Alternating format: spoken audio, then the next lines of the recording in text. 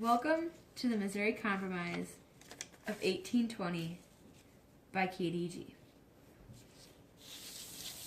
This is James Monroe.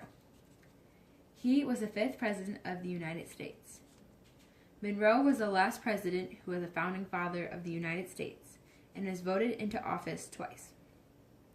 Henry Clay from Kentucky came up with the idea of the Missouri Compromise, and it had 3 key parts. Missouri would become a slave state in 1821. Maine would separate from Massachusetts and become a free state, and no new state would be allowed to become a slave state.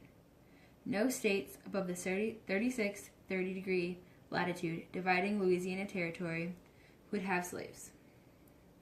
This was known as the Missouri Compromise Line. Henry was later known as the Great Compromiser.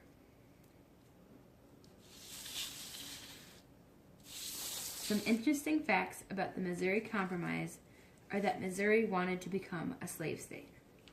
Anti-slavery leaders were afraid that allowing another slave state would upset what was then a delicate balance between slave states and free states.